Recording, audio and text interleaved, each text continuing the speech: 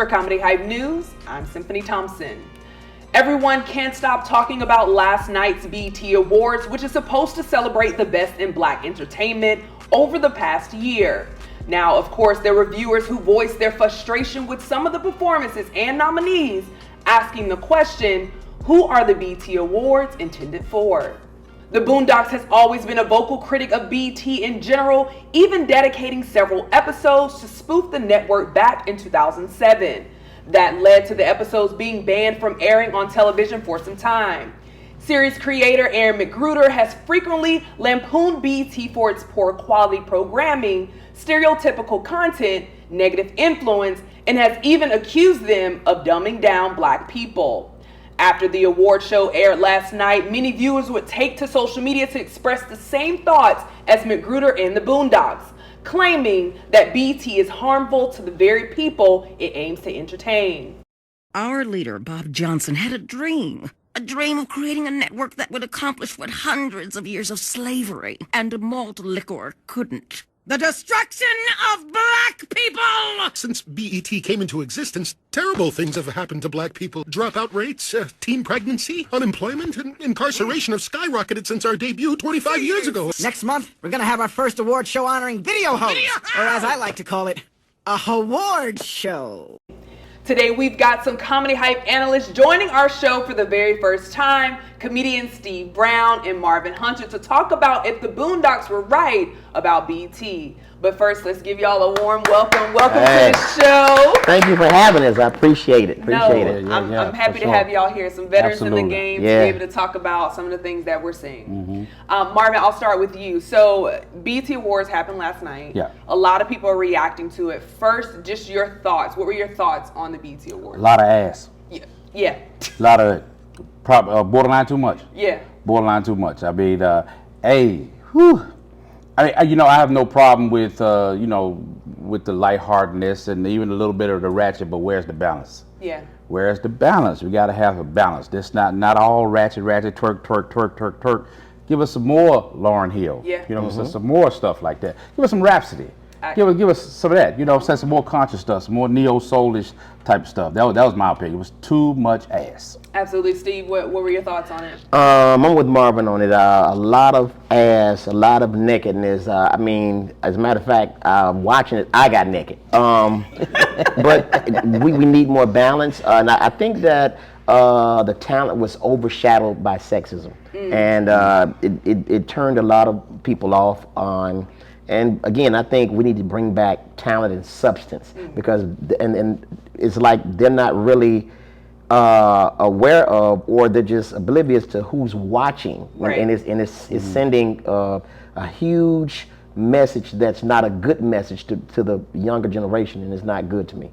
Absolutely. Now, a lot of people online are agreeing with you both, and I want to read some of those comments. One user on Twitter, or now they call it X, says this. They said, "Sexy Red twerking, standing ovation. Taraji telling you about the importance of the election, barely a clap. Shaking my head, hashtag BT Awards." Another user, "I don't like Sexy Red, and it has nothing to do with respectability politics. Her entire brand is degrading. It's not owning her sexuality like Megan, nor is it offering authenticity like Glorilla. She gives me CIA vibes."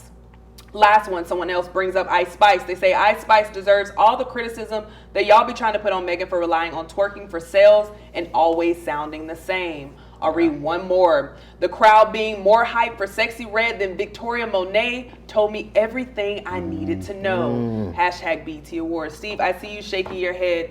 What are your thoughts? Because we watched the Boondocks clip before we started, and Boondocks kind of talks about how BET is like dumbing down our people. Do you think that's why people are so upset and so bothered by what we're seeing with a Sexy Red, a Ice Spice, where it's just a lot of, as y'all mentioned, twerking and booty? Well, to me, I don't know Sexy Red personally, but I think it sends a bad message to our people, and it also it shows us as who Sexy Red is to other people, because honestly, every time you turn the radio on, the TV on, you see Sexy Red. So I'm starting to think that, is this an agenda to actually put her out there to make the world think that this is who we are as a people, when we have some phenomenal Black women who are doing phenomenal things, but they're not being pushed like that. All you see is Sexy Red, and it's really bothersome, you know. So I don't like it at all. I'm starting to think that Bobby Jones actually likes it.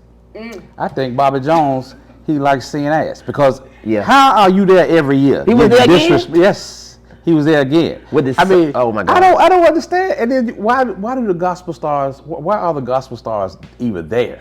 At this point. So you think Bobby Jones backslid? I think so. Bobby Jones. I think I saw him cutting his eyes. He had the shades on, but I think I seen him cutting his eyes some of that ass. Damn, Bobby. Yeah. So let me ask this, because I know a lot of people may bring up, you know, we've always seen this, right? We had Little Kim, we had different artists like this. Why do you think people are upset with what we see now? Because it's not like it hasn't been on BET Awards before. It's too much of it. Yeah. And when that's all you see, people have started to go to these people as voices for politics. I don't care what Sexy Red thinks about the election. Exactly. Why in the hell would I care?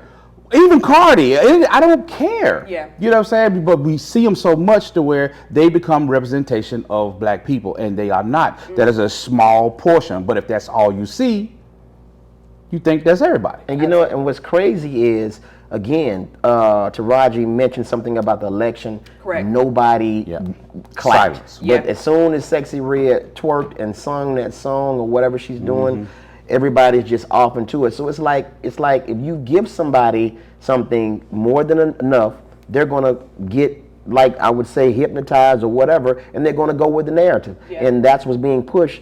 And like I said, not enough positivity is being pushed by BET is the negative. I think the only thing BET got right that night, last night, was putting Lauryn Hill last, because you know she'll show up late. So Yeah. that's why. Yeah. So she'll show up late. She will do that. Yeah. So Now, here, I want to read another comment and get you all's thoughts on this. So someone said, to be honest, I think y'all are being too critical of BET, because besides them not having no male R&B singers for Usher's tribute, which may have been intentional, it was a solid show, especially when award shows suck in general nowadays. Now, I want to give some context to our viewers for this. So there was a tribute for Usher, and it was all women mostly. I think the only male that was present was Childish Gambino, or some people may know as Donald Glover. Yeah. But a lot of people were bothered by what they were seeing. So this is speaking to saying, like, hey, I think it was, you know, it was good, but also in that performance, you didn't see a lot of Tiana Taylors who can dance, you know, can really dance. It was just a lot of booty shaking. Why do you think people, you know, do you think people are more upset that Usher's tribute was all women, or do you think it because it continues to push that agenda? It continues to push that agenda. Everything is ass, and more ass, and more twerking. You know, it's like twerking is like the new hello. Like, you know what I'm saying? It's like the new hand clap. If something happens good to a woman, she turns her ass around and twerks. Like, do what happened to hand clap? Do what happened to yay? Yeah. What happens to that? It's just all the time we getting bombarded with it. I think BET has a responsibility.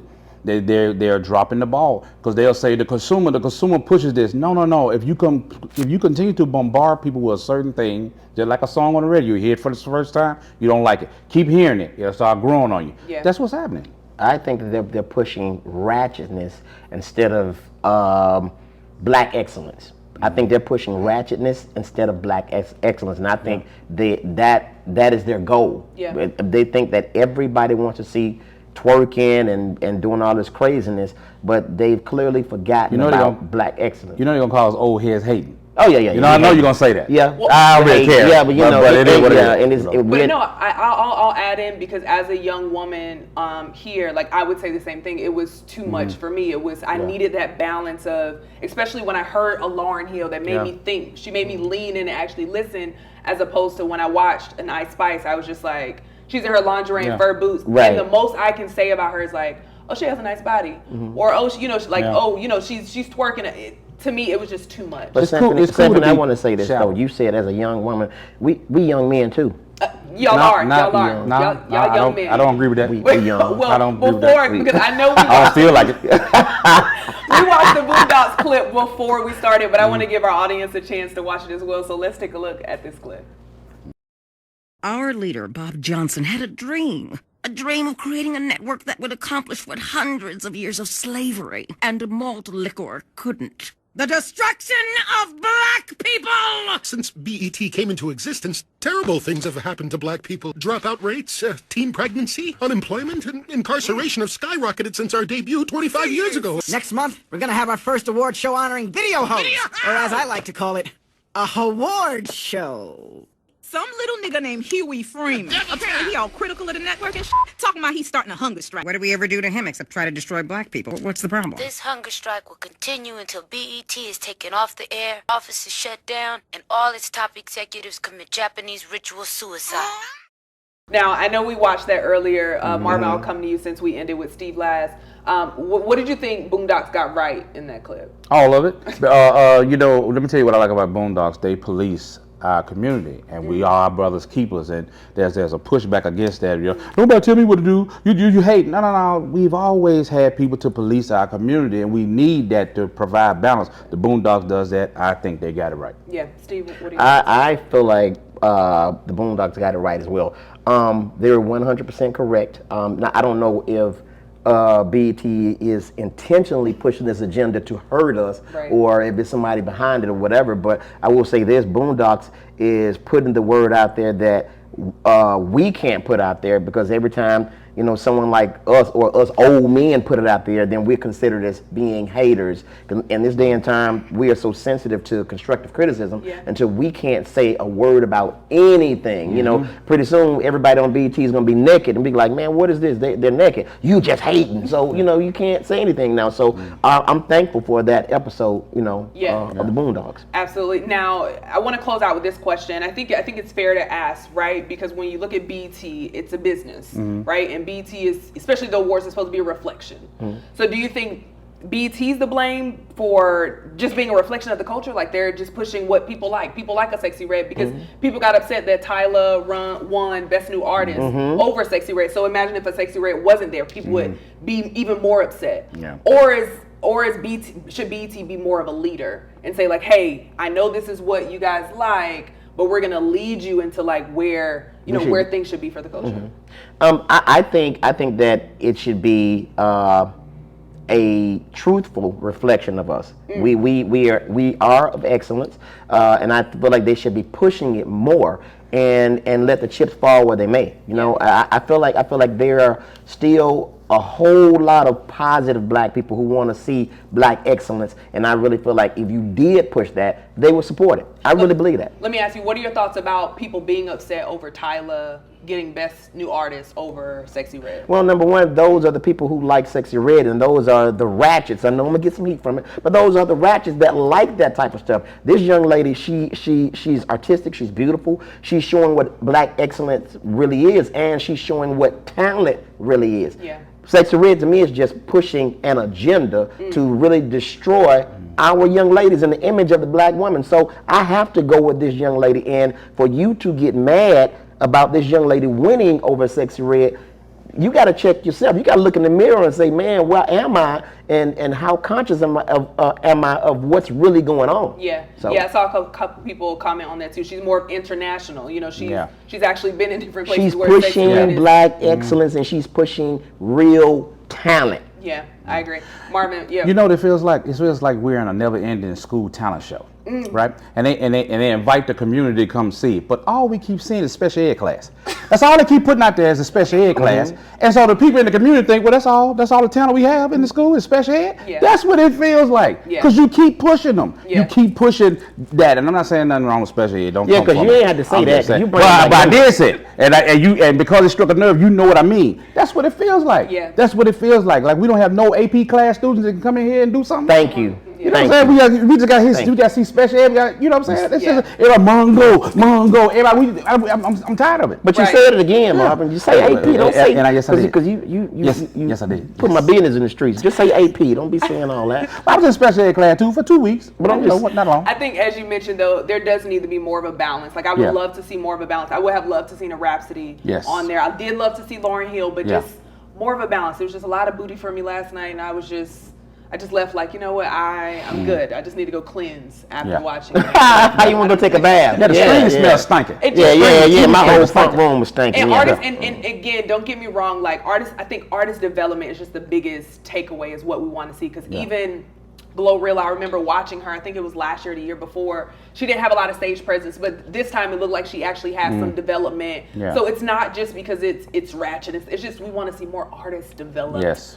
Artists. I want to be entertained. I want to be entertained. I can just go to a strip club and see what I'm seeing now. You can. Yeah, and again, and I said it before, they're replacing talent with the BS and the smoking screens, and that's ass. You know what I'm saying? I don't think people are even trying to develop the artists anymore. They're just like, oh, get out there, say a couple of bars, shake your ass, you got them. Absolutely. You know?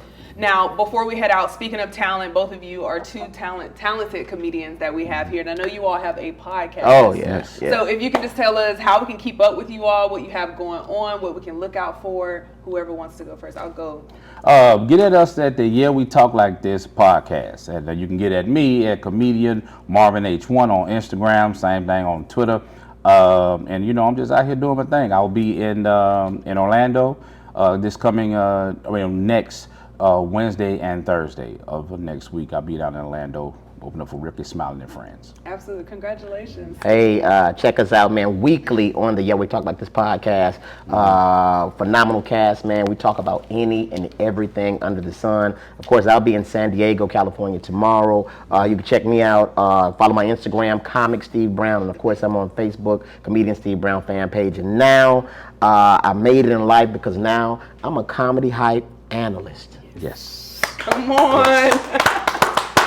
Can you zoom in? Did you zoom in? Anybody zoom in on that? Yeah. We'll make sure to get you zoomed in. Thank you. But yes, I would like to announce that these two, among some others that we'll be introducing throughout the week, will be here ongoing as comedy hype analysts. So I'm very excited to have you all here with me. But you heard from us. Now we want to hear from you in the comments below. What are your thoughts? Do you think Boondocks got it right about BET? For Comedy Hype News, I'm Symphony Thompson. Before Pinflow AI, Lester's friends always told him he should try stand-up comedy because he makes them laugh all the time. But he could never put the jokes together. Yeah. Where my single ladies at? Single ladies!